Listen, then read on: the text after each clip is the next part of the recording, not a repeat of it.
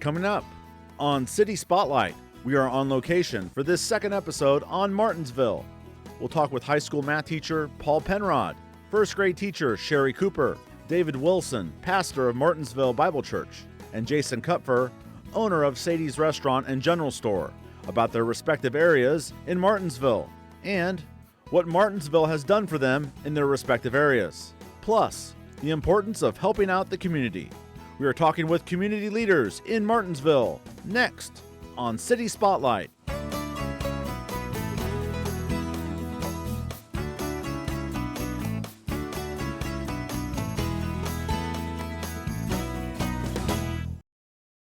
City Spotlight is supported by Consolidated Communications. CCI is honored to salute the cities and their leaders in the area, as well as providing TV, internet, and phone service to local homes and businesses. We live where we work and are proud to support the communities we serve. More information available at consolidated.com.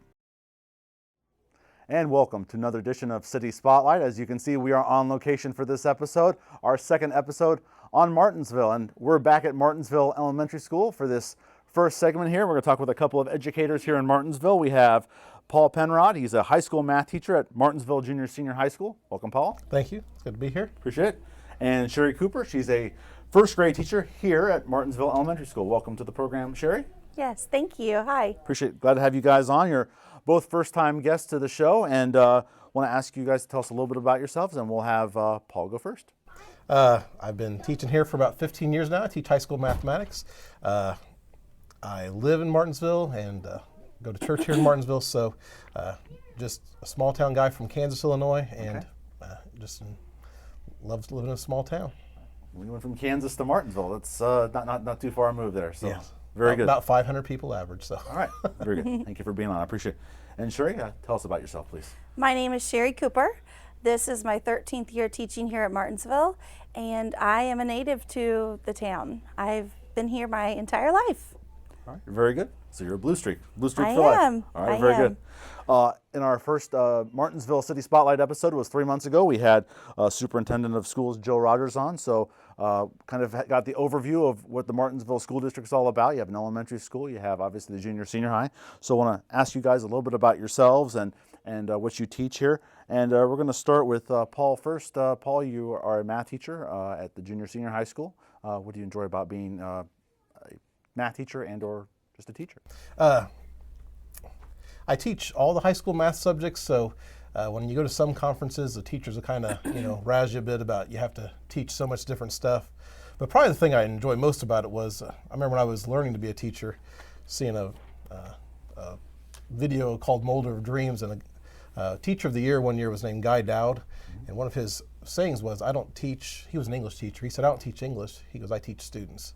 And that's probably what's best about at a small school. Yeah, you have to teach geometry, algebra 2, trig pre-calc, calculus, and a few other subjects to throw in there as well. But you truly get to teach the student themselves and to develop them into an adult that they want to be. One of our recent episodes we had on City Spotlight was on Oakland, another smaller town in their school district there, and we talked with their superintendent about having one-person departments. And so what are the challenges for being kind of the math teacher? Probably the biggest one is sometimes when the kids and I will be working through a math problem, and if the answer key is wrong, it's who do you go to confirm your answers? Who in the building can help you check your work? Well, it's nobody. So it's you and the kids who really kind of get to see what it's like to be on the edge, if you will, because there is no safety net for you anymore. It's really just you proving to yourself, and for math that's a big deal, to prove, to say this really is the answer and I can prove it because of the following steps.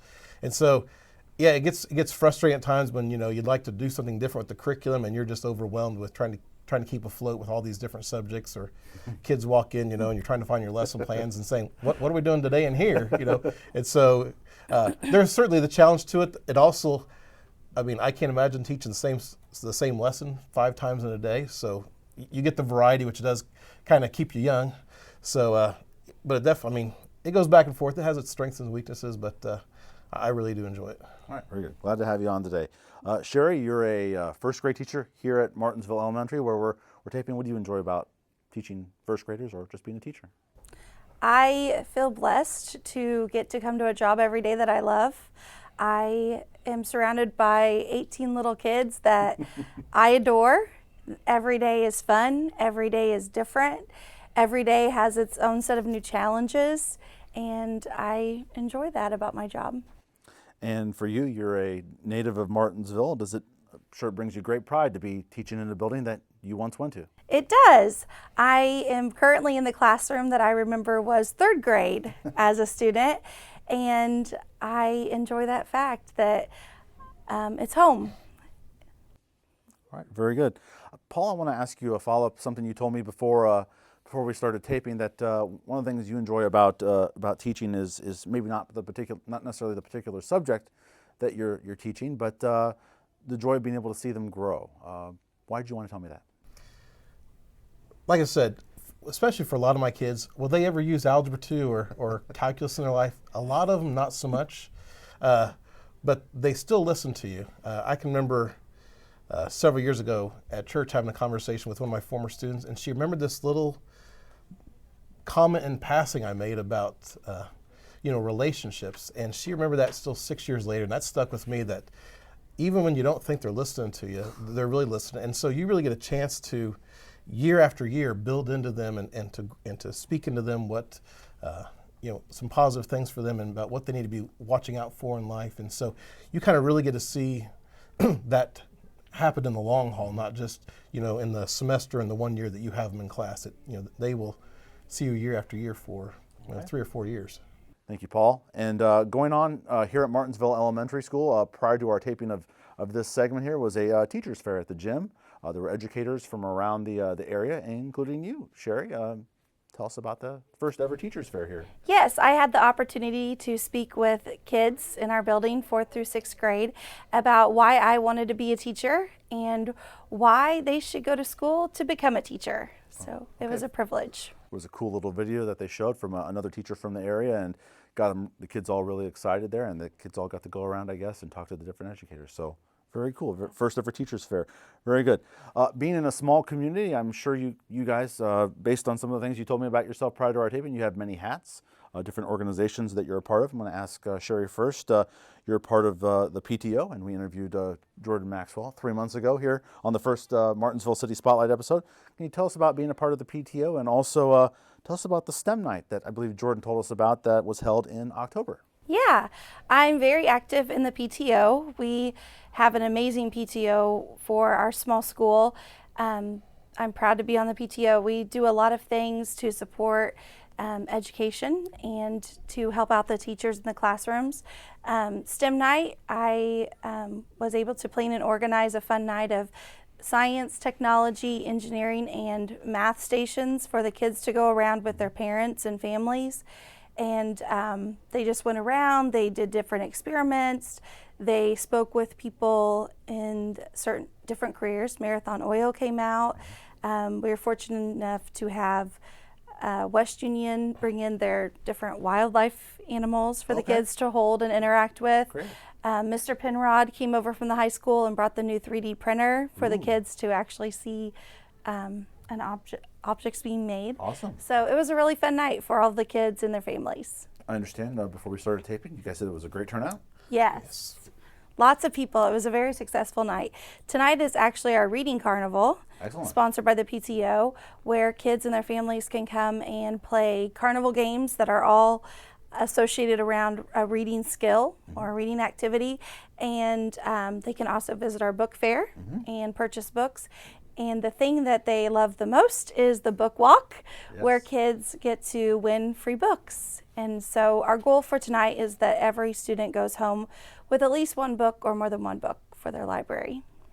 Jordan Maxwell told us about that event coming up. We're taping this on November 16th, so very good. Thank you very much for that. Yeah. One of the hats that you have, Paul, is you're a sponsor for a couple of different things. I want to ask you, because in our next segment we're going to have a gentleman that's a church leader. Tell us about being a sponsor for a Bible club.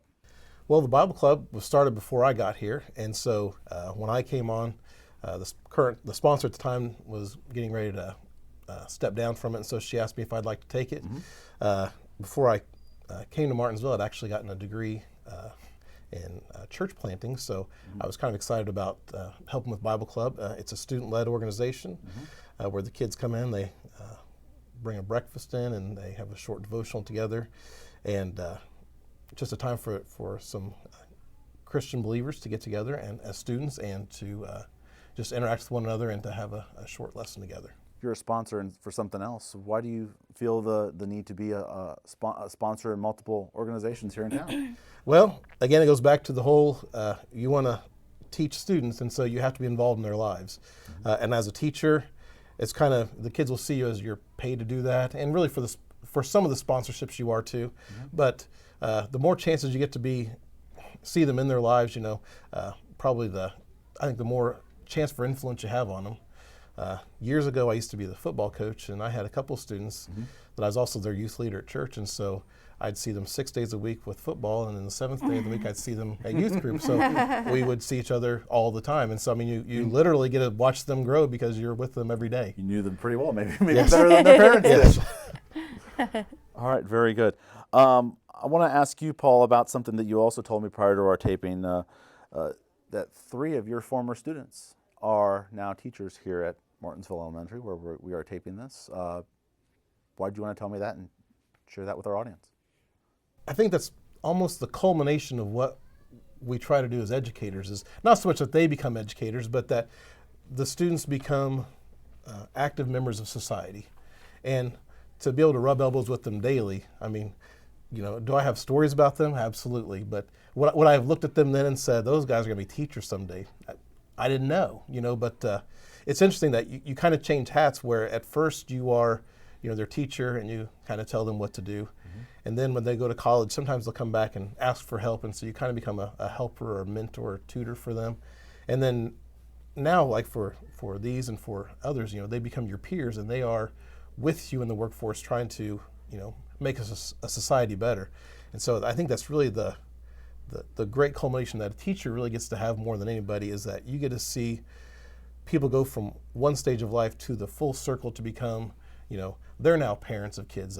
Some of their kids are in school with my kids, and so it's interesting that, the roles just completely changed for you, and that's really what's, how our society is designed to be, and so it's just neat and fun to be a part of that. Excellent, thank you. And I want to ask you a follow-up from Paul's comment there, Sheri.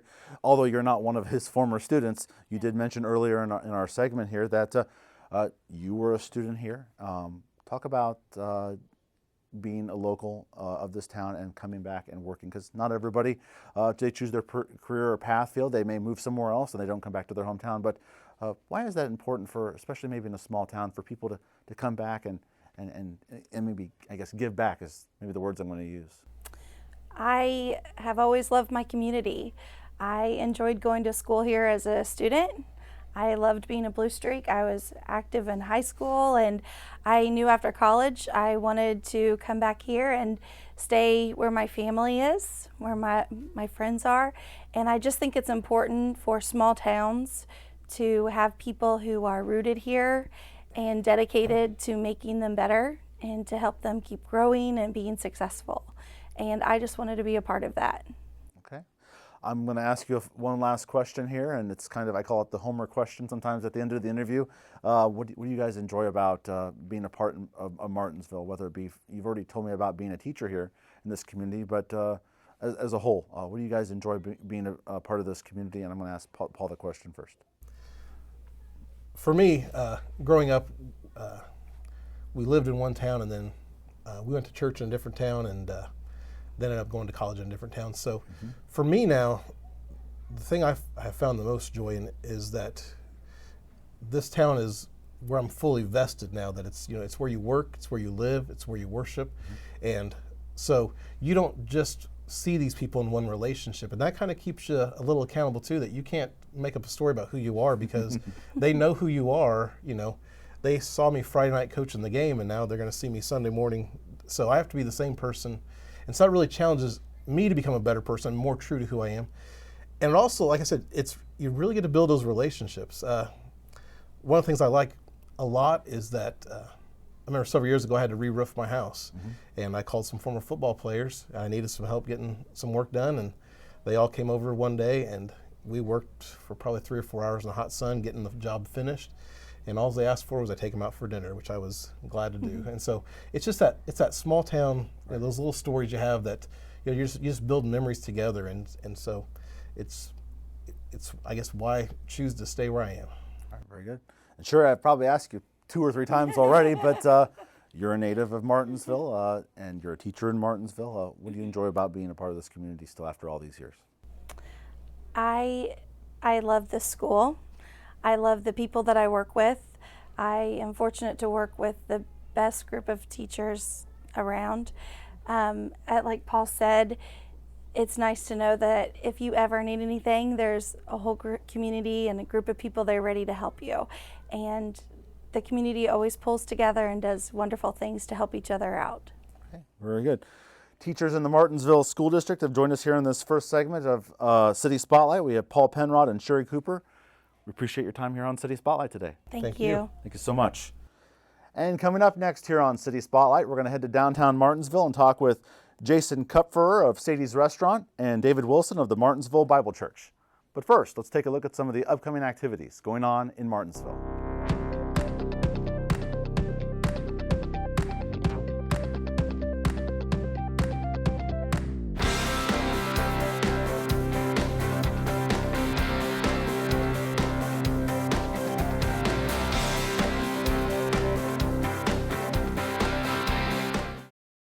And we're back here on City Spotlight, this on-location episode on Martinsville. As you can see, we've changed locations from Martinsville Elementary School, and we are now at Sadie's Restaurant and General Store. Did I get that right? You did. All right, very good.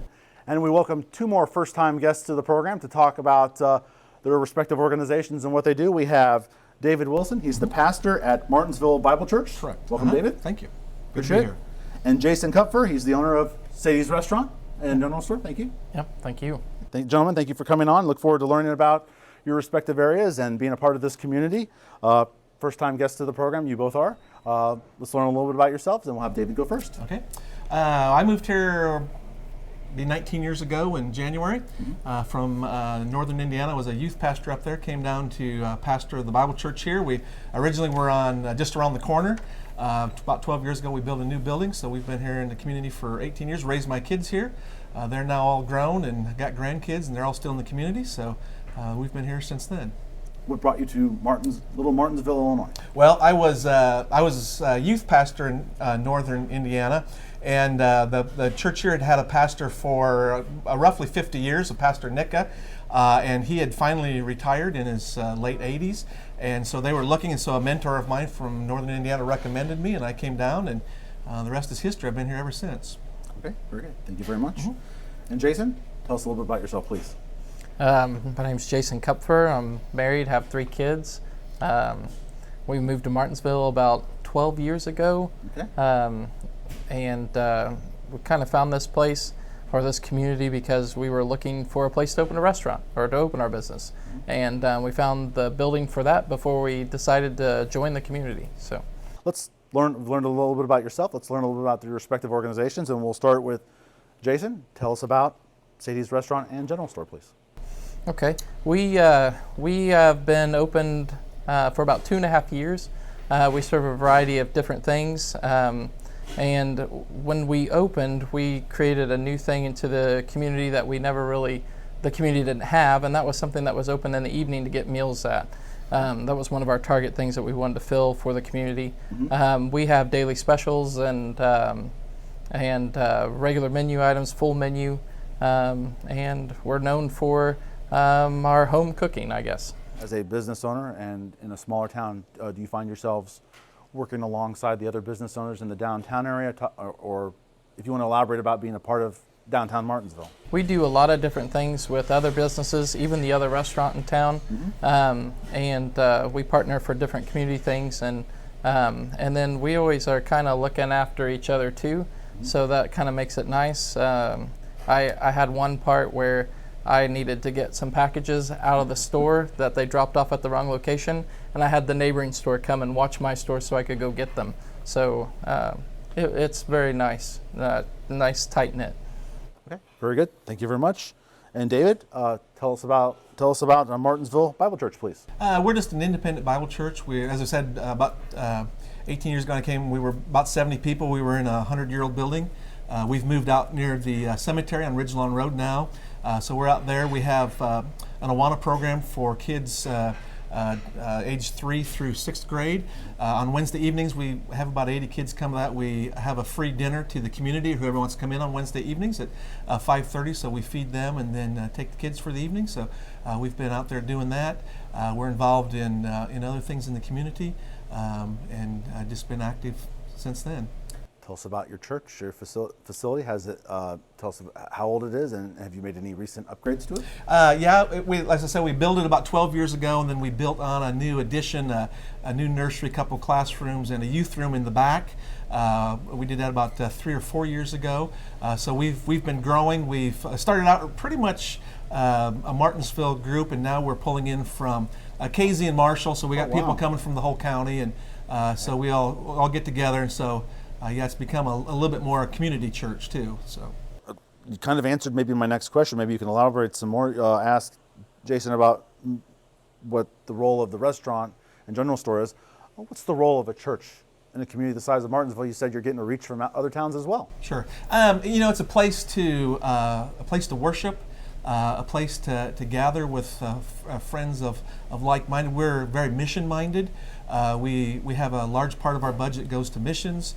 We've tried to help, community-wise, things like Santa's Helpers. We have an announcement in the bulletin this Sunday for donations towards that.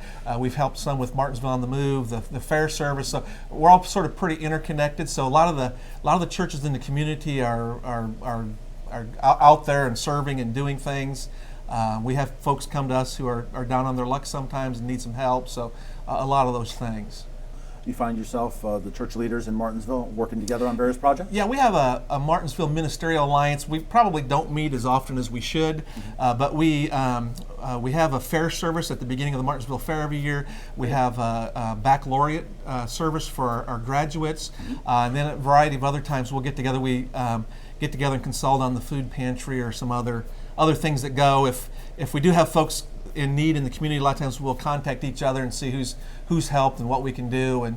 And so the churches, we don't do a lot of worshiping together, but we do check with each other, and we're all working together in the community.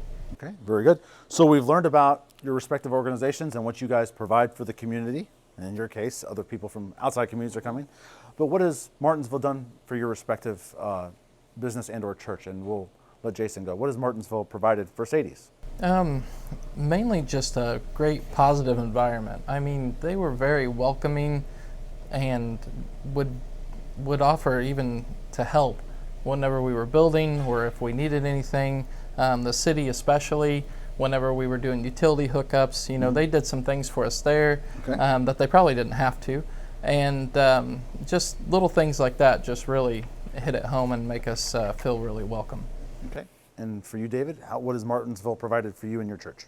I guess above all things, it's provided a real field of people to minister to, but they've been loving and they've been kind and they've been receptive. We're known as a warm and a friendly church, and so the outreaches. So just I had a funeral last week for a fella who's had moved away and moved back, and we find a lot of that in our community where people go off to make their livings, then they come back and retire. And his daughter, who's wasn't born and raised here, I think she's thinking even of staying in his house. And so there's just something about the community that people have roots here, and it's a place where people want to come home to. And so it's just it's that kind of a community. In our first segment with the two teachers in the Martinsville School District, and also from our first segment, I've learned about Martinsville and being a smaller community. We've had several smaller communities here featured on City Spotlight that people have to have many hats, or maybe a couple of hats of doing other things in the community. Do you guys agree with that? Either one of you want to answer to that, and how can you elaborate a little bit on being able to contribute to the community and do more than just be a pastor or a business owner? Well, I've seen it a lot. A lot of times the community, the fair board or the Martinsville on the Move, they'll call and they'll need something. We've had folks from our church go and help park cars at the fair. When my kids, I raised my kids here. I announced the football games on Friday night. I substitute taught, mostly just to be with the kids and get to know them and families in the community. So there's a lot of those type of things that you just I've coached Little League Baseball and had those opportunities. So yeah, we're always looking for some new way to get involved in the community, and it's been really helpful. Is there anything you can add to that, Jason, from your perspective? Yeah, our perspective, we own a restaurant, so we don't really get out much, but we do a little bit of outreach as far as the community, and our personal, our business are so intertwined, but so it might seem more business than personal, but we do community projects with Martinsville on the Move for events in the park, and we go out there and provide a service with food for those events, which is a great thing all through the summer.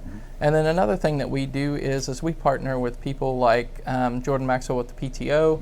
They do a night here where they raise money for the PTO, and they wait tables for the night and do as much outreach as they can to get extra money for what they're doing with the schools.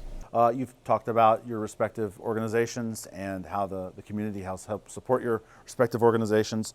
Overall, looking at the community, whether it be the schools, the churches, businesses, what do you enjoy most about being a part of this community? And we'll let David go first.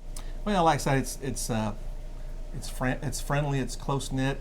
At one time I thought I'd come and retire and then move back to Indiana, but I guess my kids answer it the best. I've got 3 kids.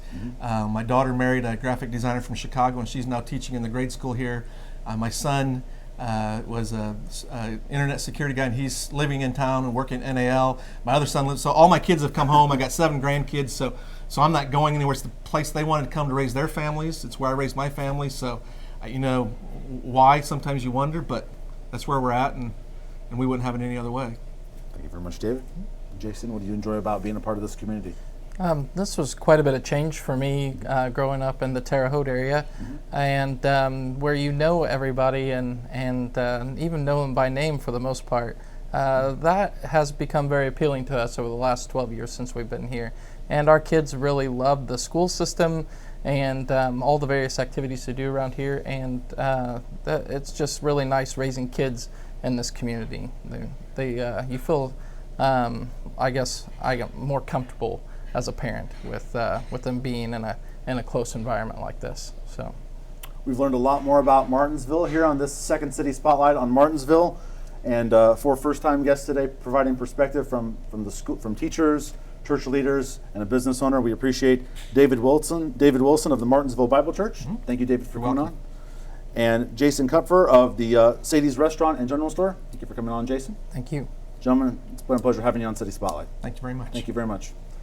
And that'll do it for this on-location episode on Martinsville. We thank you for watching City Spotlight. We'll see you next time. City Spotlight is supported by Consolidated Communications. CCI is honored to salute the cities and their leaders in the area, as well as providing TV, internet, and phone service to local homes and businesses. We live where we work and are proud to support the communities we serve. More information available at consolidated.com.